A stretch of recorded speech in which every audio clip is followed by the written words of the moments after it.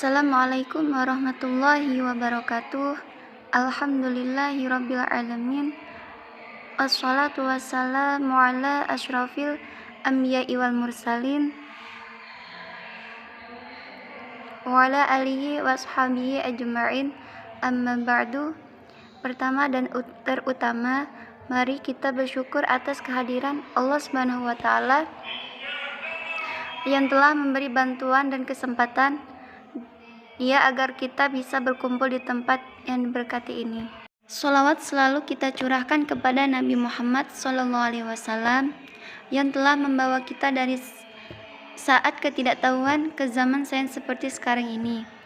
Pada kali ini, izinkan saya untuk menjelaskan seputar pengertian hadis, metode atau langkah-langkah penyesuaian hadis beserta contohnya. Pengertian hadis. Hadis merupakan salah satu panduan yang digunakan oleh umat Islam dalam melaksanakan berbagai macam aktivitas baik yang berkaitan dengan urusan dunia maupun aktivitas berkaitan urusan akhirat.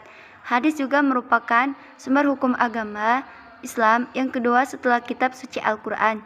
Jika suatu perkara tidak dijelaskan di dalam Al-Quran, maka umat Islam akan menggunakan sumber yang kedua, yaitu hadis.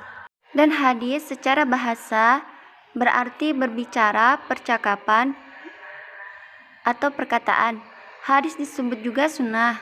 Hadis yang secara istilah berarti segala perkataan, sabda, atau perbuatan, ketetapan, dan persetujuan dari Nabi Muhammad SAW yang dijadikan landasan syariat Islam. B. Macam-macam hadis dan pembagiannya. Yang pertama, hadis mutawatir. Hadis mutawatir menurut bahasa adalah beriring-iringan atau berturut-turut antara yang satu dengan yang lainnya. Sedangkan menurut istilah, artinya hadis yang diriwayatkan oleh sejumlah rawi yang menurut adat mustahil mereka bersepakat berbuat dusta. Hal tersebut seimbang dari permulaan sanad hingga akhirnya tidak terdapat kejanggalan jumlah pada tiap tingkatan. B. Hadis ahad. Hadis ahad adalah hadis yang tidak meningkat pada derajat mutawatir. Hadis yang hanya diriwayatkan oleh satu, dua, atau lebih seorang perawi yang jumlahnya tidak memenuhi persyaratan hadis mansyur dan mutawatir. Hadis dhaif. Hadis dhaif adalah hadis yang tidak sahih dan tidak hasan sebab diriwayatkan oleh orang-orang yang tidak memenuhi persyaratan. Sebagai perawi hadis atau perawinya tidak mencapai tingkatan sebagai perawi hadis hasan. Hadis ini saya akan mengambil sebuah contoh, yaitu kedustaan.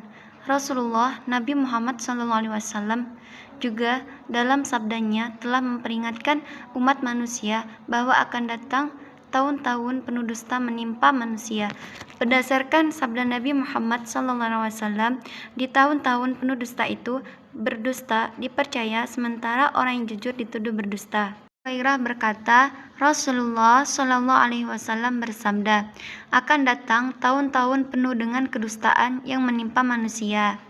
Pendusta dipercaya, orang yang jujur didustakan, amanat diberikan kepada pengkhianat, orang yang jujur dikhianati. Rasulullah SAW bertanya, apakah Ruwaibidlah itu? Rasulullah SAW menjawab, orang-orang bodoh yang mengurusi urusan perkara umum. Sunan Ibnu Wajah. Dalam hadis lainnya, Rasulullah SAW juga memperingatkan umat manusia tentang bahayanya fitnah. Rasulullah SAW mengatakan ketika datang fitnah, maka akan ada orang yang menjual agamanya dengan barang kenikmatan dunia. Abu Hurairah mengatakan, Rasulullah SAW bersabda, segeralah beramal sebelum datangnya fitnah seperti malam yang gelapnya gulita. Di pagi hari, seorang laki-laki dalam keadaan mukmin, lalu kafir di sore harinya. Di sore hari, seorang laki-laki dalam keadaan mukmin, lalu kafir di pagi harinya. Dia menjual agamanya dengan barang kenikmatan dunia. Mungkin cukup sampai di sini saja yang bisa saya katakan. Semoga apa yang telah saya katakan bisa bermanfaat bagi kita semua. Jika ada kekurangan, tolong maafkan. karena kesempurnaan benar-benar hanya milik Allah Subhanahu wa taala. Akhir kalam, subhanaka Allahumma wa bihamdika asyhadu an la ilaha illa anta astaghfiruka wa atubu ilaik. Wassalamualaikum warahmatullahi wabarakatuh.